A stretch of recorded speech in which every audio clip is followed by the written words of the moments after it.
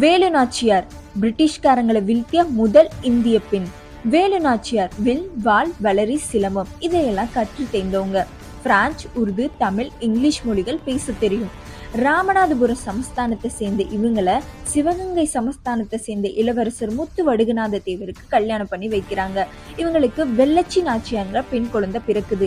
இந்த நேரத்துல பிரிட்டிஷனும் ஆற்காடு நவாப்பும் சேர்ந்து 1772 சிவகங்கையில் இருக்கிற கலையர கோவிலுக்குள்ள ரகசியமா போய் வேலுநாச்சியாரோட கணவரை கொலை பண்றாங்க.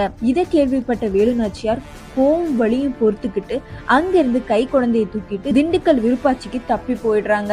8 வருஷம் காட்டிலே இருந்து பெண்களுக்கு பயிற்சி கொடுத்து பெண்கள் மட்டும் கொண்ட படையை உருவாக்கிட்டு ஹைதர் நவாப் கிட்ட போய் படையுதவியும் வாங்கிட்டு 8 வருஷங்களுக்கு அப்புறம் பிரிட்டிஷர்களையும் ஆற்காடு நவாப்பையும் வீழ்த்துறாங்க.